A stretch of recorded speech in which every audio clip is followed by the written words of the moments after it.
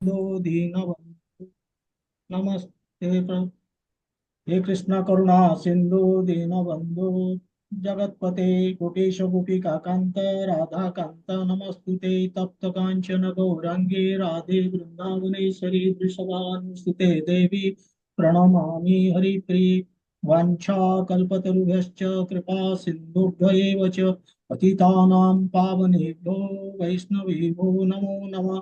जय श्री कृष्ण चैतन्य प्रभु नित्यानंद श्री अद्वैत गदाधर श्रीवासादि गौरभक्तवृंद। हरे कृष्णा कृष्ण कृष्ण हरे हरे हरे राम राम राम हरे हरे। Thank you. तो आमे गत क्लास रे आमे आलोचना करितले स्पिरिट ऑफ भगवत गीता। भगवत गीतार मौलिक सत्य अच्छी ताकू आमे डिस्कशन करते से हूँ भगवान। भगवान कहीं नुहति से होती परम पुरुषोत्तम श्रीकृष्ण एवं तांकू बुझाकू हेले बा जानिबाकू हेले आमको केवल भक्त ही जानिपर एवं भक्ति माध्यम रे ही जानिपर। तापर आम डिस्कसन करते आउ गोटे टर्म भगवत गीता।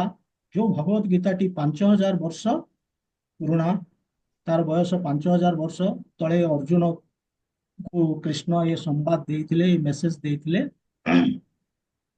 एवं देखो आम ये दुनिया रे जिते जिनिस आसूची विज्ञान बा टेक्निक से पुणी तार सुधार होउची। आज कौन लोक गोटे वैज्ञानिक कौन तथ्य दौची ताकू पुणी आउ जने काउंटर कर से तथ्य बदली जाउची। किंतु ये गोटे भगवद गीता गोटे ग्रंथ जहाँ को आज पर्यंत कहीं कंटेस्ट करना ये कहीं ना ये हूँ भगवान मुखर बाहर बाणी ये सत्य। तेणु ये ज्ञान भगवान आसी तेणु आपको कहीं कंटेस्ट भी करें ना। एवं लास्ट हम डिस्कशन करते भूमि जो भूमि हूँ कुरुक्षेत्र एवं कुरुक्षेत्र गोटे एक्चुअली जगह थिला जोठी ये युद्ध होता महाभारत युद्ध। टिके म्यूट कर दूजी। बस हरे कृष्ण।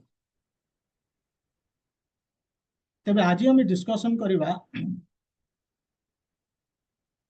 भगवत गीतार उद्देश्य कौन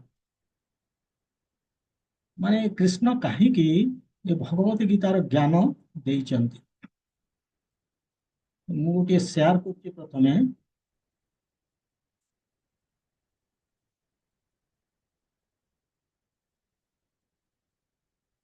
एटा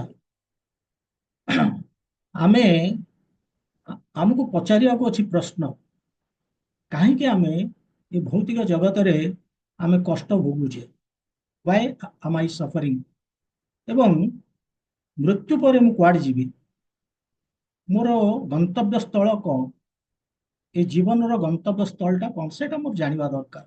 एवं भगवत गीता कृष्ण ये भगवत गीता कहते केवल ये दुटार आंसर देवाई यही हूँ भगवत गीतार उद्देश्य। सो दैट कौन हम ना अर्जुन बुझीपारे परिस्थिति कौन तांको स्थिति कौन एवं बुझी सारा पर आउ तांकर कौनसी दुख समस्या रहिबो नाही से दूर हो ये हूँ भगवत गीतार उद्देश्य। आम ताकू आलोचना करिबा।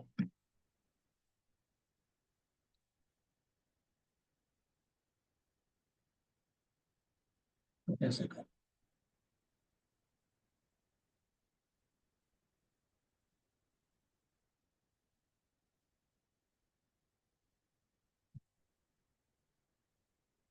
तेणु आम देखिले जे ये भौतिक परिस्थिति एभलिया जे बड़ उद्विग्नतापूर्ण एवं ये बहुत जंत्रणा रही सफरिंग अच्छी एवं सेटा भी भगवान कन्फर्म कर गीतार से कहते जे संसार हूँ दुखालय ए जगत हूँ दुखालय अशाश्वत माने टेम्परारी ये सब जिनस टेम्परारी सुख टेम्परारी बाकी दुख ही दुख।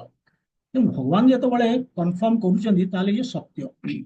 तेबे आम देखा जे आमर ये प्रथम प्रश्न है जे लाइफ रे जीवन रे सफरिंग अच्छी ଏଥିରେ କୌଣସି ସନ୍ଦେହ ନାହିଁ। ଯଦି ସଫରିଂ ନାହିଁ ତାହେଲେ ଏତେ ଗୁଡେ ମେଡିକାଲ ଡିପାର୍ଟମେଣ୍ଟ କାହିଁକି ହେଇଛି? ଆପଣ ଦେଖନ୍ତୁ କେତେ department, urology, nephrology, ophthalmology, neuro nephrology, dermatology, ଏମିତି ବହୁତ ଡିପାର୍ଟମେଣ୍ଟ ଆମେ ଦେଖିବା। ବଡିର ପ୍ରତ୍ୟେକ ଅଙ୍ଗ ପାଇଁ ଗୋଟେ ମେଡିକାଲ ଡିପାର୍ଟମେଣ୍ଟ। ତେଣୁ ସଫରିଂ ଅଛି ଅଛି, ଏମିତି ଆମେ ଯଦି ଦେଖିବା ସଫରିଂ ତାହେଲେ ଅଛି। ତେବେ ଯଦି ସଫରିଂ ଅଛି, କଷ୍ଟ ଅଛି, ଦୁଃଖ ଅଛି, ତାର କାରଣ କଣ ଏବଂ ତାର ପ୍ରତିକାର କଣ? ସପୋଜିଂ ଜଣେ ଶରାବ ପିଉଛି, ତାହେଲେ ତାର ଲିଭର ସିରୋସିସ୍, ତାହେଲେ ସେ ଜାଣିଲା ତାର ରିଜିନ୍ ହଉଛି ଲିଭର ସିରୋସିସ୍ ର କାରଣ ହଉଛି ସେ ଶରାବ ପିଉଛି। ତାହେଲେ ପ୍ରତିକାର କଣ? ସେ ଛାଡ଼ିଦବ, ଆଉ ପିଇବନି। ସେମିତି ଯଦି ଜଣେ ଅବୈଧ ସମ୍ପର୍କ ରଖିଛି, ତାହେଲେ ତାର କଣ ଯୌନ ଜନିତ ରୋଗ ହଉଛି, ସେକ୍ସୁଆଲ ଟ୍ରାନ୍ସମିଟେଡ ଡିଜିଜ। ତାହେଲେ ସେ କାରଣଟି ଜାଣିଲା, ତା ଡିଜିଜ ର କାରଣ ଜାଣିଲା ଯେ ଅବୈଧ ସମ୍ପର୍କ ରଖିଛି। ତେଣୁ ସେ ପ୍ରତିକାର କଣ? ଛାଡ଼ିଦବ, କରିବନି, ସେ ଅବୈଧ ସମ୍ପର୍କ ଆଉ ରଖିବନି। ତାହେଲେ ଆମେ ଜାଣୁଛେ ଯେ ଆମେ ଯୋଉ କାମ କରୁଛେ ସେ କାମର କିଛି ରେଜଲ୍ଟ ଅଛି, ମାନେ କର୍ମ ଫଳ ଅଛି। ତେଣୁ ଆମକୁ ପ୍ରଶ୍ନ ପଚାରିବା ଦରକାର ଯେ ଇଏ ଯୋଉ କର୍ମ ଫଳ ଇଏ କିଏ ଦଉଛି ଆମକୁ? Jadi, ସପୋଜିଂ ya,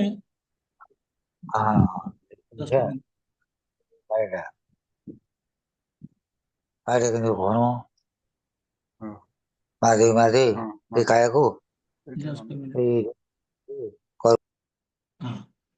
ତେଣୁ ଆମେ ଯେତେବେଳେ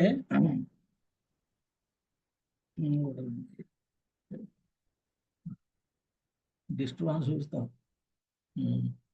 ତେଣୁ ଆମକୁ ଏ କର୍ମ ଫଳ କିଏ ଦଉଛି? ଯେମିତି ଆମେ ଦେଖୁଛେ ଯେ ଆମ ଗଭର୍ଣ୍ଣମେଣ୍ଟର କିଛି ନିୟମ ଅଛି, ସେ ନିୟମଟାକୁ ଆମେ ଭାଙ୍ଗୁଛେ, ଭାଓଲେଟ୍ କରୁଛେ, ତାହେଲେ କଣ ହଉଛି? ସମସ୍ତେ ଟିକେ ମ୍ୟୁଟ ରଖିବାକୁ ମୁଁ ଅନୁରୋଧ କରୁଛି। ମଝିରେ ମଝିରେ ଏ ଟିକେ ପ୍ରଦ୍ୟୁମ୍ନ ପ୍ରଭୁ ଟିକେ ମ୍ୟୁଟ ରଖିବେ। ହଁ, ବାସ୍, ଥ୍ୟାଙ୍କ ୟୁ। ହରେ କୃଷ୍ଣ।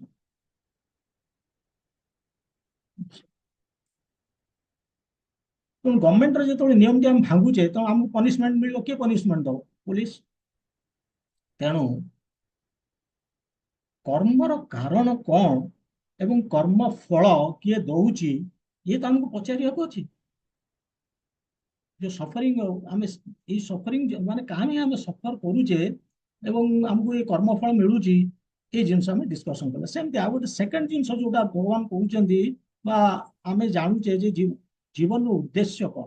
ଯଦି ଆମେ ଦେଖ, ଆମେ ଆମେ ଏଇ ସଂସାରକୁ, ଆମେ ଭୌତିକ ଜଗତକୁ ଆମେ ଆସିଛେ, ଏଠି ଜୀବନ ଯାପନ କରୁଛେ, ବହୁତ ଜିନିଷ କରୁଛେ, ମାନେ ଆମେ ଧନ ସମ୍ପତ୍ତି ଅର୍ଜନ କରୁଛେ, ଗୁଡାଏ ପ୍ରପର୍ଟି ତିଆରି କରୁଛେ, ଏବଂ ହଠାତ୍ ଦିନେ ଆମେ ସଂସାରରୁ ବିଦାୟ ନେଉଛେ। ଯଦିଓ ଆମର ମରିବାକୁ ଇଚ୍ଛା ନାହିଁ, ତେବେ ଆମେ ସବୁ ଜିନିଷକୁ ପଛରେ ପକେଇ ଦେଇ ଆମେ କଣ କରୁଛେ ନା ସେଇ ଶ୍ମଶାନ ଭୂମିକୁ ଯାଉଛେ। ତାପରେ କଣ? ତ ଜଣେ ଏ ଜିନିଷ ପଚାରିବା ଦରକାର ନା, ଜୀବନଟା କଣ ଗୋଟେ? ଯେମିତି ଆମେ କୌଣସି ଜିନିଷ କରୁନେ ଯୋଉଥିରେ କିଛି ମାନେ ପର୍ପସ, ଉଦ୍ଦେଶ୍ୟ ନାହିଁ, ଆମେ ଏଇ ଜିନିଷଟା କରୁଛେ କି? ବିନା ପର୍ପସରେ କରୁନେ। ସପୋଜିଂ ଆମେ ପାଠ ପଢୁଛେ, କଣ ତାର ତ କିଛି ଉଦ୍ଦେଶ୍ୟ ଅଛି? ଡିଗ୍ରୀ ହାସଲ କରିବା, ଡକ୍ଟର ଇଞ୍ଜିନିୟର ହବା, ଚାକିରି କରିବା। ଆମେ ରେଷ୍ଟୁରାଣ୍ଟକୁ ଯାଉଛେ, ହୋଟେଲକୁ ଯାଉଛେ, କଣ ପାଇଁ? ଖାଦ୍ୟ ଖାଇବାକୁ ଯାଉଛେ, ସିମ୍ପଲ ଜିନିଷ। ଉଦ୍ଦେଶ୍ୟ ଅଛି, ଡକ୍ଟର ପାଖକୁ ଯାଉଛେ, ନ୍ୟାଚୁରାଲି ରୋଗ ହେଇଛି, ଯାଉଛି, ତ କାରଣ ଅଛି, କିଛି ଉଦ୍ଦେଶ୍ୟ ଅଛି। ତେଣୁ କୌଣସି ମାନେ ବିନା ଉଦ୍ଦେଶ୍ୟରେ କୌଣସି ସୁସ୍ଥ ମସ୍ତିଷ୍କ ଏମିତି କୌଣସି କାମ କରିବ ନାହିଁ। ଯୋଡ଼େ ଟିମ୍ ଧରନ୍ତୁ, ଫୁଟବଲ ଟିମ୍, ତାଙ୍କୁ ଆମେ ପଡ଼ିଆକୁ ନେଇଯିବା, ଫୁଟବଲ ଟିଏ ଧରେଇଦେବା, ଖେଳ। ସେମାନେ ପଚାରିବେ ଗୋଲ ପୋଷ୍ଟ କାହିଁ? ଆମେ କହିବା ଯେ ନାଇଁ, ଦରକାର ନାହିଁ, ତମେ ମାରି ମାରିକି ସେପଟକୁ ପଳା, ସିଏ ମାରି ମାରିକି ଏପଟକୁ ପଳେଇ ଆସିବି। ଏମିତି କିଏ ଖେଳିବ କି? ମଜା ଆସିବ କି? ତେଣୁ ଗୋଲ ପୋଷ୍ଟ ଥିବା ଦରକାର। ତେଣୁ ଆମେ ଏ ସଂସାରକୁ ଆସୁଛେ, ସେଇଭଳି ଆମେ ଜୀବନ ଯାପନ କରୁଛେ ଏବଂ ଦିନେ ଅତି ଦାରୁଣ ଭାବରେ ସଂସାରରୁ ବିଦାୟ ନେଉଛେ, ନ ଜାଣିକି ଯେ ଆମର ଜୀବନର ଲକ୍ଷ୍ୟ କଣ ଥିଲା, ଆମେ କଣ ପାଇଁ ଆସିଥିଲେ, କଣ କରିବାର ଥିଲା। ତେଣୁ ଦୁଇଟି ଜିନିଷ, କଜ୍ ଅଫ୍ ସଫରିଂ ଏବଂ ପର୍ପସ୍ ଅଫ୍ ଲାଇଫ୍, ଜୀବନର ଉଦ୍ଦେଶ୍ୟ ଏବଂ ଆମେ ଯୋଉ କଷ୍ଟ ଭୋଗୁଛେ ତାର କାରଣ କଣ, ଏ ଦୁଇଟି ଜିନିଷ ଆମକୁ ପଚାରିବାର ଅଛି। କାହିଁକି ପଚାରିବା? ସିମ୍ପଲ ଜିନିଷ, ମାନେ ଆପଣ ଦେଖନ୍ତୁ ଆପଣଙ୍କ ଘରେ ଗୋଟେ ତୋରାଣୀ ହାଣ୍ଡି ଅଛି, ସେଠି ଆସି କୁକୁର ମୁହଁକୁ ସେ ତାକୁ ଆମେ ପ୍ରହାର କଲେ, ସେ ପଳେଇଲା ଛାଡିକି, କିନ୍ତୁ ନେକ୍ସଟ ଡେ ପୁଣି ଆସିକି ସେ ମୁହଁ ପୁରେଇଥିବ। କିନ୍ତୁ ଆମେ ଯଦି କାହା ଘରକୁ ଯାଇଛେ, ଆମକୁ କିଏ ଦୁର୍ବ୍ୟବହାର କଲା, ଆମେ ଆଉ ତା ନେକ୍ସଟ ଟାଇମ ତା ଘରକୁ ଯିବା କି? ଆଉ ଗୋଟେ ଏକ୍ସାମ୍ପଲ ଦଉଛି, ଦେଖନ୍ତୁ ଆମ ଆଉ ଯୋଉ ଛେଳି ମାନଙ୍କୁ ନିଆ ହଉଛି ସ୍ଲଟର ହାଉସ କୁ, ତାଙ୍କୁ ଲାଇନରେ ରଖା ହେଇଥିବ, ଜଣକୁ ନେଇକି ବଳି ଦିଆ ହଉଛି ଏବଂ ବାକି ସବୁ ଲାଇନରେ ଅଛନ୍ତି, ତାଙ୍କୁ ଖାଦ୍ୟ ପକେଇଛି, ଆରାମରେ ଖାଦ୍ୟ ଦେଖୁଛନ୍ତି ଯେ ହଁ ଜଣେ କିଏ ଗଲାଣି ବଳି ପଡିବାକୁ, କିନ୍ତୁ ସେଥିରେ ତାଙ୍କ ମୁଣ୍ଡ ସିଆଡେ ଯାଉନି, ସେ ଖାଇବାରେ ବ୍ୟସ୍ତ। କିନ୍ତୁ ମଣିଷକୁ ଯଦି ଏମିତି 10ଟା ଲାଇନରେ ରଖିଦବ, ଜଣକୁ ବଳି ଦବାକୁ ନେଇଯିବ, ତାହେଲେ ଆଉ 9ଟା ଠିଆ ମାରିକି ଚାଲିଯିବ କି ନାଇଁ? କାହିଁକି? କାହିଁକି ନା ଆମେ ଦେଖୁଛେ ଯେ ଆମର ଯଦି କିଛି ଅସୁବିଧା ହେଲା, ତାହେଲେ ଆମେ ତାକୁ ଦୂର କରିବାକୁ ଚେଷ୍ଟା କରୁଛେ ବା ତାକୁ କମ କରିବାକୁ ଚେଷ୍ଟା କରୁଛେ। କାହିଁକି ନା ଆମେ ସବୁବେଳେ ଆରାମ ଖୋଜୁଛେ, ସୁଖ ଖୋଜୁଛେ। କିନ୍ତୁ ଭଗବାନ କୃଷ୍ଣ କହୁଛନ୍ତି ଏମିତି ଗୋଟେ ପ୍ରୋବ୍ଲେମ ଅଛି ଏ ଦୁନିଆକୁ ଆମେ ଯୋଉ ଆସିଛେ, ଯୋଉଥିରେ ଆମେ ଫସି ଯାଉଛେ ଏବଂ ଆମେ ଜାଣୁନେ ଯେ ଏଥିରୁ କେମିତି ଆମେ ବାହାରିବା। ସେ ପ୍ରୋବ୍ଲେମ ଏମିତି ନୁହେଁ ଯେ ମୋର ଜବ୍ ନାହିଁ, ମୋର ଘର ନାହିଁ, ମୁଁ ଚାକିରିରେ ପ୍ରମୋସନ ହଉନି, ମୁଁ ପରୀକ୍ଷାରେ ଫେଲ ହେଇଗଲି, କି ମତେ ଝିଅ ମିଳୁନି, ଏଇଟା ପୁରା ପ୍ରୋବ୍ଲେମ। ଇଏ ତ ସମସ୍ତଙ୍କ ପାଖରେ ଅଛି ଅଳ୍ପ ବହୁତ, ଏବଂ ପୁଣି ସମୟ ଅନୁସାରେ ତାର ସମାଧାନ ବି ହେଇଯାଉଛି।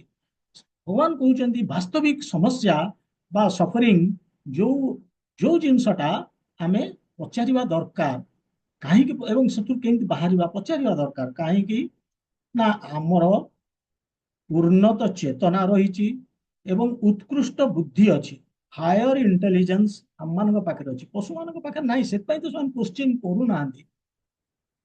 ଏବଂ କନସିୟସନେସ୍ ଚେତନାଟା ଆମର ଉନ୍ନତ, ତେଣୁ ଆମେ କରିପାରିବା। ତା ନହେଲେ ଆମର ଆଉ ପଶୁମାନଙ୍କ ଭିତରେ କଣ ଫରକ କଣ ରହିବ? ସେ ତ ଆହାର, ନିଦ୍ରା, ମୈଥୁନ, ଭୟ, ଏ ଚାରୋଟିରେ ତାଙ୍କ ଜୀବନ ସୀମାବଦ୍ଧ। ଆମେ ଯଦି ସେଇ ଚାରୋଟି ଖାଲି କରିବା, ଖାଦ୍ୟ ଖାଇବା, ଶୋଇବା, ମୈଥୁନ ଜୀବନ କରିବା ଏବଂ ପ୍ରତ୍ୟେକ ଜିନିଷକୁ କେମିତି ଆମେ ବଞ୍ଚିକି ରହିବା, ଡିଫେଣ୍ଡ କରିବା, ଏଇଥିରେ ଆମେ ଆମ ଜୀବନ ଚାଲିଯିବ ଆଉ ତାଠୁ ଉର୍ଦ୍ଧ୍ୱକୁ ଉଠିବାନି, ତାହେଲେ ତାଙ୍କ ଆମ ଭିତରେ ଡିଫରେନ୍ସ କଣ? ତେଣୁ ବାସ୍ତବିକ ସମସ୍ୟା ଯୋଉ କୃଷ୍ଣ କହୁଛନ୍ତି ଭଗବତ ଗୀତାରେ, ସେ କଣ? ସେ ହଉଛି ସମସ୍ତ, ମାନେ applicable to all, common to all. ସେ ପ୍ରୋବ୍ଲେମ ସମସ୍ତଙ୍କର ଅଛି, ଏମିତି ନାହିଁ କି ମୋର ଅଛି ତାର ନାହିଁ, ନା, ସମସ୍ତଙ୍କର ଅଛି। ଏବଂ କେହି ତାକୁ ଚାହୁଁନାହାନ୍ତି କି କେହି ତାକୁ ଏଡେଇ ଦେଇପାରିବେ, ଆଭଏଡ କରିପାରିବେ। ସେ ଚାରୋଟି ପ୍ରୋବ୍ଲେମ କଣ ଆପଣ ଚିନ୍ତା କରନ୍ତୁ, କହିପାରିବେ କି ସେ ଚାରୋଟି ପ୍ରୋବ୍ଲେମ କଣ? ଚାରୋଟି ପ୍ରୋବ୍ଲେମ ଏଇଭଳିଆ ଅଛି। ସେ କୃଷ୍ଣ କହୁଛନ୍ତି ଗୀତାରେ, ଜନ୍ମ ମୃତ୍ୟୁ ଜରା ବ୍ୟାଧି ଦୁଃଖ ଦୋଷାନୁଦର୍ଶନମ। ଜନ୍ମ ମୃତ୍ୟୁ ଜରା ବ୍ୟାଧି, এই ଚାରୋଟି କୃଷ୍ଣ ଆଇଡେଣ୍ଟିଫାଇ କରିଛନ୍ତି, ଇଏ ହଉଛି ରିଅଲ ସମସ୍ୟା, ବାସ୍ତବିକ ସମସ୍ୟା। ଦେଖନ୍ତୁ ମଣିଷ ଜନ୍ମ ହଉଛି, ତାର ଯେତେବେଳେ ଶିଶୁଟି ଯେତେବେଳେ ମାର ଗର୍ଭରେ ରହୁଛି, 9 ମାସ କାଳ ସେ ରହୁଛି, ଏବଂ 9 ମାସ କମ ଯନ୍ତ୍ରଣାଦାୟକ ନୁହେଁ। ସେ ଯୋଉ ଗର୍ଭ ମାର ଗର୍ଭ ଭିତରେ ଅଛି, ବହୁତ ଯନ୍ତ୍ରଣାଦାୟକ। ଏବଂ ଆମେ ପିଲାଟି ଖାଦ୍ୟ କୋଉଠୁ ପାଉଛି? ମା ଯାହା ଖାଉଛି ସେଇଥିରେ ସେ ପୋଷଣ ହଉଛି, ଅମ୍ବିଲିକାଲ କର୍ଡ ଥ୍ରୁରେ। ମା ଯଦି ଖାଇବ ମିଠା, ଖଟା, ପିତା, କଷା, ରାଗ, ଏ ଜିନିଷ ଖାଇବ, ସେ ଅନୁସାରେ ସିଏ ସଫର କରୁଛି। ତେଣୁ ମାର ଜୀବନ ଶୈଳୀ ଅନୁସାରେ ସେ ସଫର କରୁଛି 9 ମାସ କାଳ ତା ଭିତରେ। ତାପରେ ସେ ଯୋଉ ଫ୍ଲୁଇଡ ଭିତରେ ଅଛି, ତାକୁ ଆମ୍ନିଓଟିକ ଫ୍ଲୁଇଡ କହନ୍ତି। ସେ ଫ୍ଲୁଇଡ ଭିତରେ ଯୋଉ ଅଛି, ସେ ଫ୍ଲୁଇଡ ଟା କେତେବେଳେ କମ ହଉଛି, କେତେବେଳେ ଅଧିକା ହେଇଯାଉଛି, ଦିଟା ଯାକ ତା ପାଇଁ ବହୁତ କଷ୍ଟଦାୟକ, ତା ବଡିକୁ ବହୁତ ଯନ୍ତ୍ରଣା ହୁଏ।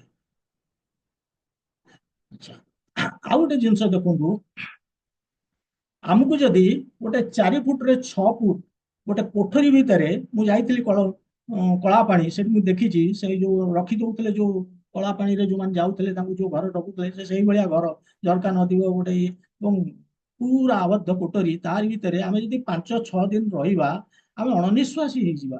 ଏ ପିଲାଟି ଶିଶୁଟି ରହୁଛି କୋଉଠି ନା ମା ଗର୍ଭରେ 9 ମାସ କାଳ ଗୋଟେ ଛୋଟ କୋଠରୀରେ ଆବଦ୍ଧ ହେଇକି କେତେ ଯନ୍ତ୍ରଣାଦାୟକ ହେଇନି।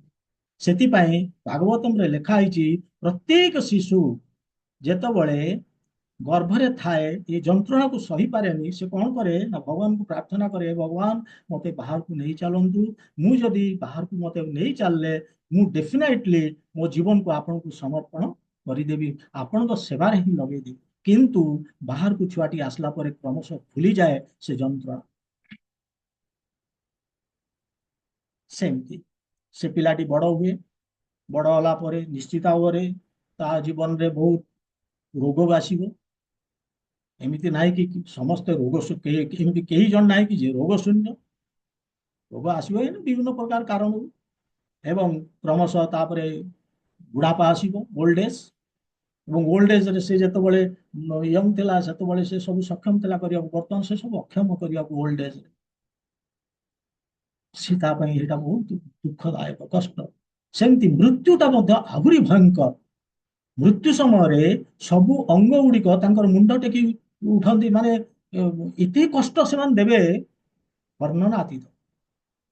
ସେ ଭାଗବତମରେ କୁହାଯାଇଛି ମୃତ୍ୟୁ ସମୟରେ ପ୍ରତ୍ୟେକ ଅଙ୍ଗ କୋଟି କୋଟି ବିଛା କାମୁଡ଼ିଲେ ଯୋଉ କଷ୍ଟ ହବ, ସେ କଷ୍ଟ ଫଳରେ ଦେହ ତ୍ୟାଗ କଲା ବେଳକୁ ମଣିଷ ଝାଡା ପରିସ୍ରା କରିକି ଦେହ ତ୍ୟାଗ କରିଥାଏ। ଜନ୍ମ ମୃତ୍ୟୁ ଜରା ବ୍ୟାଧି ଇଏ ହଉଛି ରିଅଲ ପ୍ରୋବ୍ଲେମ। ଏକୁ ଯଦି ଆମେ ବୁଝିପାରିଲେ, ଯେ ଜାଣିପାରିଲେ ଯେ ଏଇ ହଉଛି ବାସ୍ତବ ସମସ୍ୟା, ତାହେଲେ ଭଗବାନ କୃଷ୍ଣ କହୁଛନ୍ତି ଆମେ ଜ୍ଞାନୀ, ନ ବୁଝିପାରିଲେ ଅଜ୍ଞାନୀ। କିନ୍ତୁ ଜଣେ କହିବ ଯେ ଠିକ ଅଛି ମୁଁ କେବେ ଜନ୍ମ ହେଇଥିଲି ମୋର ମନେ ନାହିଁ, କଣ ସେ ଯନ୍ତ୍ରଣା ମୁଁ ଜାଣିନି, ନ୍ୟାଚୁରାଲି ସେ ତ ବାହାରକୁ ଆସିଲା ପରେ ଭୁଲିଗଲା, ଏବଂ ମୁଁ ତ ହେଲେ ଫିଟ୍ ଅଛି, ଯୋଗ ପ୍ରାଣାୟାମ କରୁଛି, ମୋର ସେମିତି ରୋଗ ରୋଗ ନାହିଁ, ମୋର ଯନ୍ତ୍ରଣା ସେମିତି ନାହିଁ, ଏବଂ କେତେବେଳେ ମୁଁ ବୁଢା ହେବି ବା ମରିବା ବହୁତ ଦୂର ମୃତ୍ୟୁ, ତେଣୁ ମୁଁ କିଆ ଏବେଠୁ ଓରିଡ୍ ହେବି। କିନ୍ତୁ ସେ ଜାଣିପାରୁନି ଯେ ଦୁର୍ଗା ଦେବୀଙ୍କର ତ୍ରିଶୂଳର ଯୋଉ 3ଟି କ୍ଲେଶ, ତାର ସିଏ ସମ୍ମୁଖୀନ ସବୁବେଳେ ହଉଛି।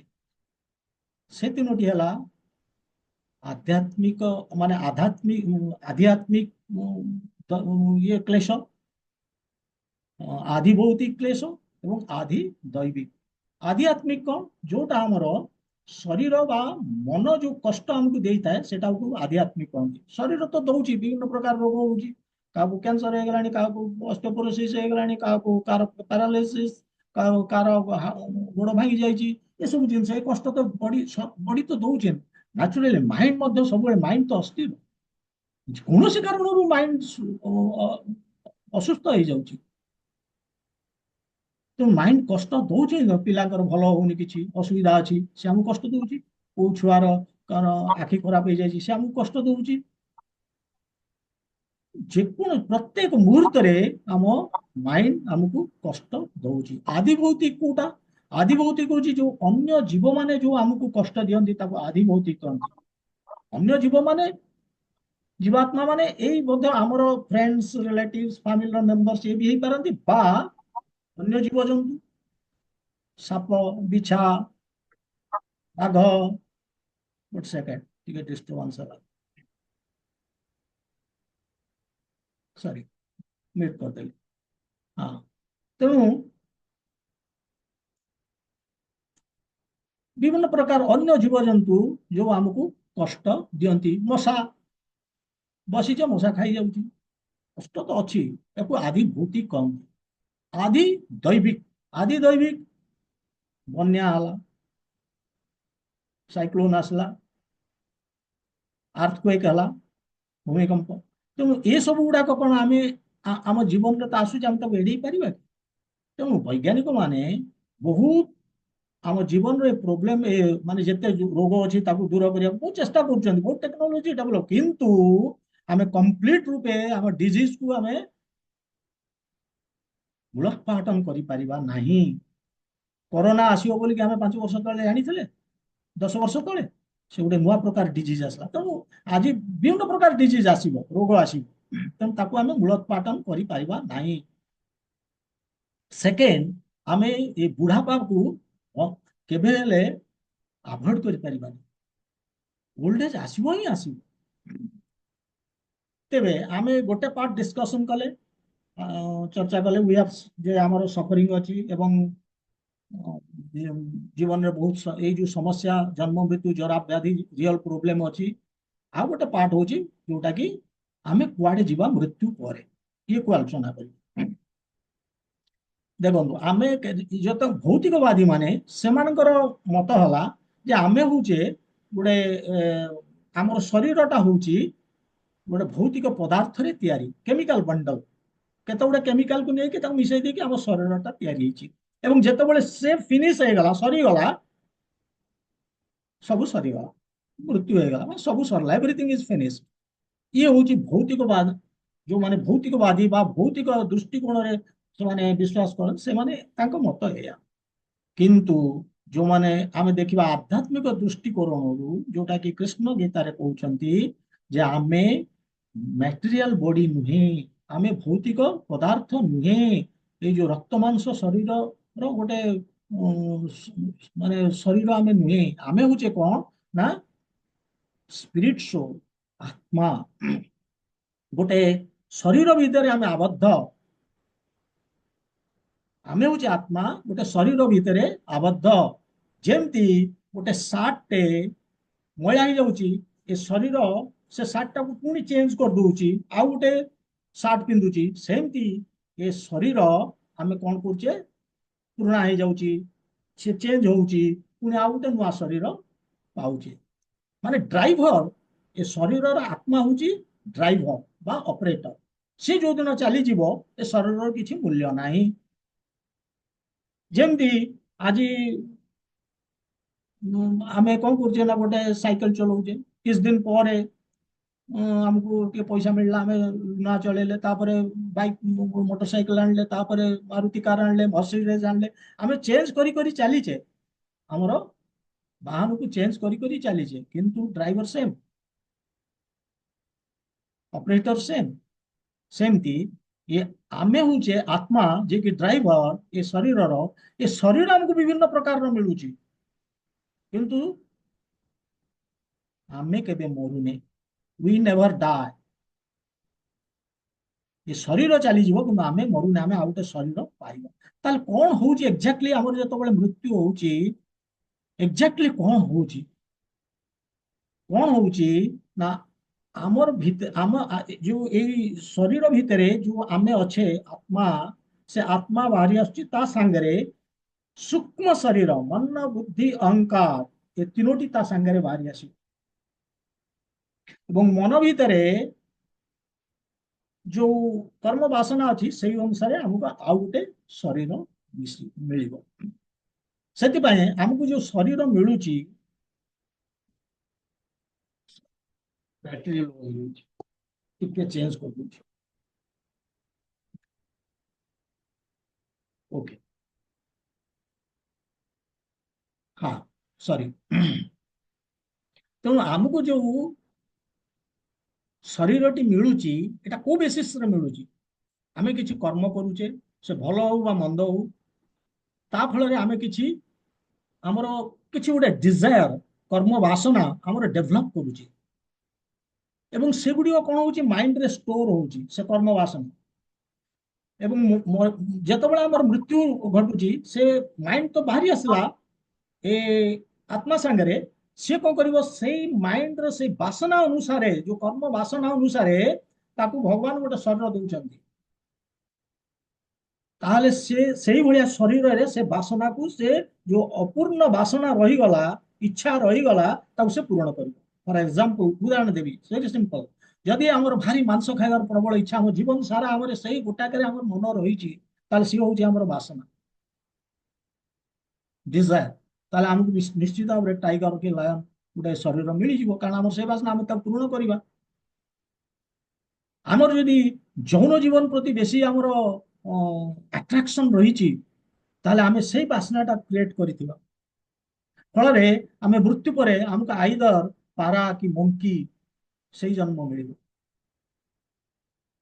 କାରଣ ତାଙ୍କର ଦିନକୁ 50 ଥର ସେମାନଙ୍କର ସେକ୍ସ ଲାଇଫ। ତ ତେଣୁ ସେଇଭଳିଆ ଶରୀର ଆମକୁ ମିଳିବ। ଇଏ ବି ମୁଁ ଯୋଡ଼ିଏ ଉଦାହରଣ ଦେଲି। ଏମିତି ତ ଆମେ ବହୁତ ପଢିବା, ଆମେ ତ ଭଗବତ ଗୀତାରେ ଆଗକୁ ଆଗକୁ ଯିବା, ଆମେ ବହୁତ କିଛି ପଢିବା।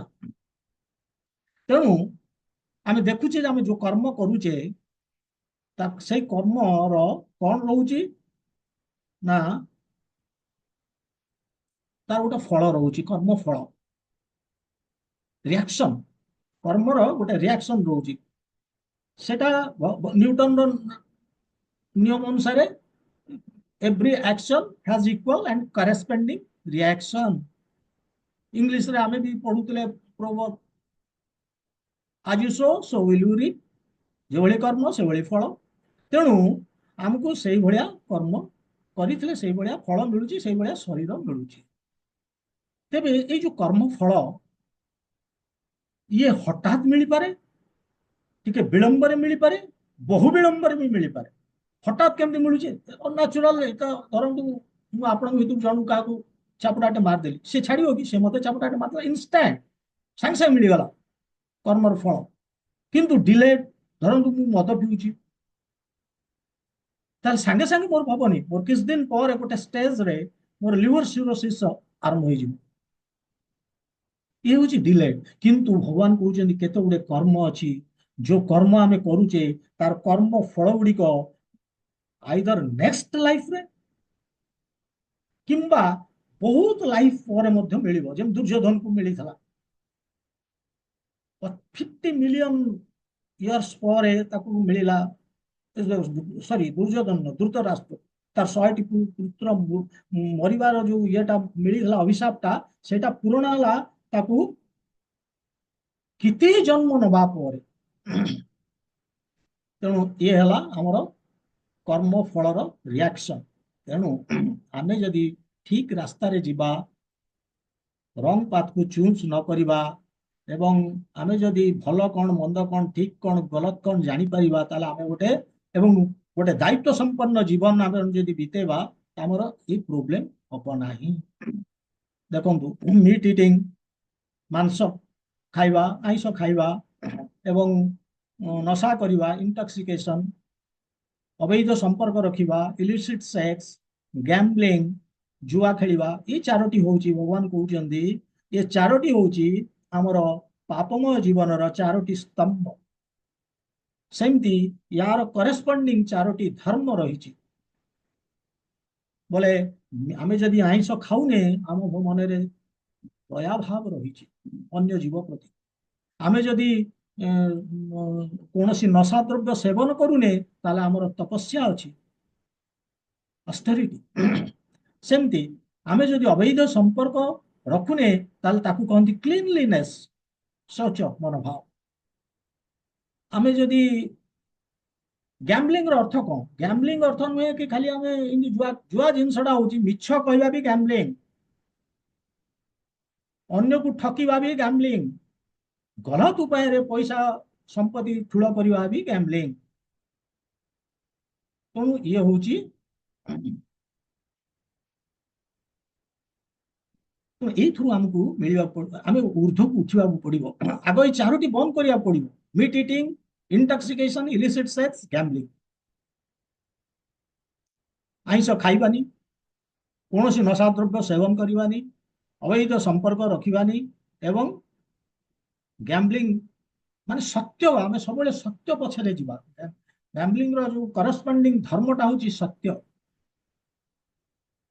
ମାନେ ଠକିବାନି, ମିଛ କହିବାନି, ଗଲତ ଉପାୟରେ କିଛି ଫାଇଦା ନବାନି, ଏସବୁ ଜିନିଷ।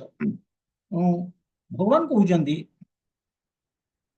ଯେ ଯଦି ଆମେ ଏଇଭଳି ଆମେ କରିବା, ଭଗବାନଙ୍କର ଇଚ୍ଛା ଅନୁସାରେ କାମ କରିବା, ଗୀତାର ଜ୍ଞାନକୁ ଆମେ ଠିକରେ ଜୀବନରେ ଉତାରିବା, ସାଧୁମାନଙ୍କ ସାଙ୍ଗରେ ମିଶିବା, ତାହେଲେ ଆମେ ଏ ଜନ୍ମ ମୃତ୍ୟୁ ଜରା ବ୍ୟାଧିକୁ କାଟି ଦେଇପାରିବା। ସେଥିପାଇଁ ଭଗବାନ କହୁଛନ୍ତି follow A B C D, ABCDE। A for association, ସଂଘଟା ହଉଛି ଇମ୍ପୋର୍ଟାଣ୍ଟ। ସେଇଥିରୁ ଆମର ମନରେ ଆମର ଯୋଉ ପ୍ରକାରର ବାସନା କ୍ରିଏଟ ହୁଏ, ବିଭିନ୍ନ ପ୍ରକାରର ଜିନିଷ ଆମ ମନ କୁଆଡେ ନେଇକି ଚାଲିଯାଏ, ଏ କମ୍ପାନୀ ଉପରେ ଡିପେଣ୍ଡ କରୁଛି। ତେଣୁ ସାଧୁ ସଙ୍ଗ କରିବାଟା ଉପରେ ଇମ୍ପୋର୍ଟାନ୍ସ ବେଶୀ ଦଉଛନ୍ତି ଆସୋସିଏସନ ସଙ୍ଗ। B for book reading or book hearing, that is Bhagavad Gita Bhagavatam. ତାକୁ ଆମେ ଯେତେ ଶୁଣିବା ଶୁଦ୍ଧ ହବ ମନ। ସି ଚାଣ୍ଟିଂ, ଜପମାଲା କରିବା, କାରଣ ଭଗବାନ ଏ ଭିତରେ ଅଛନ୍ତି। ଆମେ ଯଦି ଜପମାଳା ହରେ କୃଷ୍ଣ କୃଷ୍ଣ କୃଷ୍ଣ ହରେ ହରେ, ହରେ ରାମ ରାମ ରାମ ହରେ ହରେ, ଭଗବାନ ଆଉ ଏଇ ଯୋଉ ମୁଁ କହୁଛି ତାଙ୍କ ନାଁ, ତାଙ୍କ ଭିତରେ କୌଣସି ଫରକ ନାହିଁ। ଯେତେ ଥର ଆମେ କହୁଥିବା ସେତେ ଥର ଭଗବାନ ଆମ ଭିତରେ ସେ ଆମର ମଇଳାକୁ ସଫା କରିବା ଆରମ୍ଭ କରୁ, ଶୁଦ୍ଧ ହଉଛେ ଆମେ। ଡି ଫର୍ ଡାଏଟ୍, ଭୋଗ ନ ଲଗେଇକି ଆମେ କେବେ ହେଲେ ଖାଦ୍ୟ ଖାଇବାନି। ଭଗବାନ ପାଖରେ ପ୍ରସାଦ ଭୋଗ ଲଗେଇବା, ତାହେଲେ ପ୍ରସାଦ ମିଳିଗଲା, ତାହେଲେ ସେଥିରୁ ସବୁତକ ପଳେଇଲା ପାପ। ଇ ମାନେ ଏନଗେଜମେଣ୍ଟ, ସେବା, ଭଗବାନଙ୍କର କିଛି ସେବା କରିବା। ଯଦି ଆମେ ଏଇ ପାଞ୍ଚଟି ଜିନିଷ ଆମେ କରୁଛେ, ତାହେଲେ ଆମେ ଆମର ଆତ୍ମାକୁ ଆମେ ଶୁଦ୍ଧ କରିକି ଆମେ ଭଗବାନଙ୍କ ପାଖକୁ ଚାଲିଯିବା ଏବଂ ଆଉ ଏ ଜଗତକୁ ଫେରିବାନି। ଭଗବାନ ଏ କଥା କହୁଛନ୍ତି, ମାମୁପେତ୍ୟ ପୁନର୍ଜନ୍ମ ଦୁଃଖାଲୟମ୍ ଶାଶ୍ୱତମ୍ ନାପ୍ନୁବନ୍ତି ମହାତ୍ମନଃ ସଂସିଦ୍ଧିଂ ପରମାଂ ଗତାଃ। ଭଗବାନ କହୁଛନ୍ତି ମତେ ଯେତେବେଳେ ତମେ ପାଇଗଲ, ଆଉ ଏ ଦୁଃଖାଳୟକୁ ଆସିବନି। ଇଏ ହଉଛି ମହାନ ଆତ୍ମା ଯୋଉମାନେ, ସେମାନେ ଏଇ କୋशिଶ କରନ୍ତି, ଚେଷ୍ଟା କରନ୍ତି କେମିତି ମୋ ପାଖକୁ ଆସିବା ପାଇଁ। ଯଦି ଆସିଗଲ ଆଉ ଫେରିବ। ତେଣୁ ଇଏ ହଉଛି ଗୀତାର ଉଦ୍ଦେଶ୍ୟ। ଆମେ ଦିଟା ପଏଣ୍ଟ ଡିସ୍କସନ କଲେ ଯେ there is suffering in our life, ଦୁଃଖ ରହିଛି, କଷ୍ଟ ରହିଛି, ତାର କାରଣ କଣ? କାରଣଟା ଏ ହେଲା ଯେ ଆମେ ଭଗବାନଙ୍କଠୁ ମୁହଁ ମୋଡ଼ିକି ଚାଲି ଆସିଛେ, ଆମେ ଦୂରେଇ ଯାଇଛେ ଭଗବାନଙ୍କଠୁ। ଏବଂ ଦ୍ୱିତୀୟ ଜିନିଷ ହଉଛି ଯେ ଆମର ଚର୍ଚ୍ଚା କଲେ ଆମେ ଗୋଲ ଅଫ ଲାଇଫ, ଜୀବନର ଉଦ୍ଦେଶ୍ୟ କଣ? ଏ ଉଦ୍ଦେଶ୍ୟ ହଉଛି ଭଗବାନଙ୍କ ପାଖକୁ ଫେରିଯିବା, ପୁଣି ଚେଷ୍ଟା କରିକି ଭଗବାନଙ୍କ ପାଖକୁ। ତେଣୁ ଭଗବାନ କହୁଛନ୍ତି ଯେ ଦେଖ, ତମର ଉତ୍କୃଷ୍ଟ ବୁଦ୍ଧି ଅଛି, ହାୟର ଇଣ୍ଟେଲିଜେନ୍ସ, ତମେ ତାକୁ ଲଗା, ଏନକ୍ୱାର କର, ପଚାର। ଯଦି ନ ପଚାରିଲ ତାହେଲେ କଣ ହେଲା? ଯଦି ପଚାରିଲ ତାହେଲେ ତମର ଉତ୍କୃଷ୍ଟ ଜୀବନକୁ ତମେ ପ୍ରାପ୍ତ ହବ, ଭଲ ଜୀବନଟେ ପାଇବ, ମଣିଷ ଜୀବନ ପାଇବ, ଆଟଲିଷ୍ଟ ତଳକୁ ଖସିବ। କିନ୍ତୁ ନ ପଚାରିଲେ ତମେ ତଳକୁ ଖସି ଯାଇପାର ବୋଲିକି ଏହା ଭଗବାନ ଆମକୁ ୱାର୍ଣ୍ଣିଂ ଦଉଛନ୍ତି। ଇଏ ହେଲା ପର୍ପସ ଅଫ ଗୀତା। ଆଉ କେତେ ସମୟ ଅଛି ମୁଁ ଜାଣିନି, 5 ମିନିଟ୍ସ ଅଛି ବୋଧେ ଲାଗୁଛି। ତେବେ ଦେଖିବା, ଯଦି ଯଦି କଟିଯାଏ ଜୁମଟି, ଆମେ ନେକ୍ସଟ କ୍ଲାସରେ ଆମେ ଯେତିକି ବାଟ ଗଲେ ଗଲେ ନେକ୍ସଟ କ୍ଲାସରେ ଆମେ ଆଲୋଚନା କରିବା। କାରଣ ଇଏ ତ ସବଜେକ୍ଟ ସେଇଭଳିଆ, ଆଉ ଆମେ ଇଣ୍ଟ୍ରୋଡକ୍ସନଟା ଧରିଛେ, ତ ଆମେ ଟିକେ ନ ବୁଝିଲା ପର୍ଯ୍ୟନ୍ତ ଏମିତି ଶ୍ଲୋକକୁ ଡାଇରେକ୍ଟ ପଳେଇଲେ କିଛି ଫାଇଦା ପାଇବାନି। ସେଥିପାଇଁ ମୁଁ କୋସିସ କରୁଛି କିଛି ନା କିଛି ଏଇ ଜିନିଷ ଗୁଡାକ କହିଦେବା ପାଇଁ। ତେଣୁ ଆମେ ନେକ୍ସଟ ସବଜେକ୍ଟ ଅଫ ଭଗବତ ଗୀତା, ଏଥିରେ ସବଜେକ୍ଟ ମ୍ୟାଟର, ଭଗବତ ଗୀତାରେ କଣ ଅଛି? 5ଟି ସବଜେକ୍ଟ ମ୍ୟାଟର। ଗୋଟେ ହଉଛି ଈଶ୍ୱର, ଯେ କି Krishna, supreme personality of Garh head, ଆମେ ଯାହାକୁ କହୁଛେ, ସେ ହଉଛନ୍ତି ପରମ ନିୟନ୍ତ୍ରଣ କର୍ତ୍ତା, ସୁପ୍ରିମ କଣ୍ଟ୍ରୋଲ। ନେକ୍ସଟ ହଉଛି ଜୀବ, ଆମେ ମାନେ ପଶୁ ପକ୍ଷୀ ସମସ୍ତେ ଜୀବ, ଯାହାର ଆତ୍ମା ଅଛି, ଜୀବ ଆତ୍ମା। ତ ଜୀବ ସିଏ ହଉଛି କ୍ଷୁଦ୍ର ଈଶ୍ୱର, ସିଏ ହଉଛନ୍ତି ଭଗବାନ, ହଉଛନ୍ତି ପରମେଶ୍ୱର, ପରମ ଈଶ୍ୱର, ସୁପ୍ରିମ କଣ୍ଟ୍ରୋଲର। ଇଏ ହଉଛି କ୍ଷୁଦ୍ର ଈଶ୍ୱର, ଛୋଟ କଣ୍ଟ୍ରୋଲର, କିନ୍ତୁ ଅଲ୍ଟିମେଟଲି ଭଗବାନଙ୍କ ଦ୍ୱାରା କଣ୍ଟ୍ରୋଲ। ପ୍ରକୃତି, ଏଥିରେ 3ଟା ଗୁଣ ରହିଛି, ସତ୍ଵ, ରଜ, ତମ। ଏଇ 3ଟି ଗୁଣକୁ ନେଇକି ଆମେ ଏ ସଂସାରକୁ ଆସିଛେ ଏନ୍ଜୟ କରିବା ପାଇଁ। ଭଗବାନଠୁ ବିଚ୍ଛିନ୍ନ ହେଇଛି ଆମେ ଏନ୍ଜୟ କରିବା ପାଇଁ, ଏବଂ ଏଇ 3ଟି ଗୁଣକୁ ନେଇକି ଆମେ ଏନ୍ଜୟ କରୁଛେ।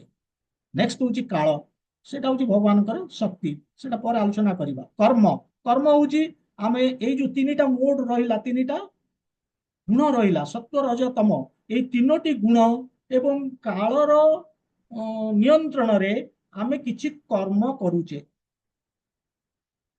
ଆକ୍ଟିଭିଟିଜ କିଛି ଆମର ହଉଛି, ତାକୁ ଆମେ କହୁଛେ କର୍ମ। ତେଣୁ ପ୍ରଥମେ ଦେଖିବା ଭଗବାନ, ଆମେ ପ୍ରଥମ ସବଜେକ୍ଟ ମ୍ୟାଟର ଗଡ, ଈଶ୍ୱର। ଯୋଉଟା ଈଶ୍ୱର, ଆମେ ତ 5ଟା କଣ କଣ କହିଲେ? ଈଶ୍ୱର, ଜୀବ, ପ୍ରକୃତି, କାଳ, କର୍ମ। ଏ ହେଲା 5ଟା ସବଜେକ୍ଟ ମ୍ୟାଟର। ତେଣୁ ଆମେ ପ୍ରଥମେ ଈଶ୍ୱର ଜିନିଷଟା ଦେଖିବା।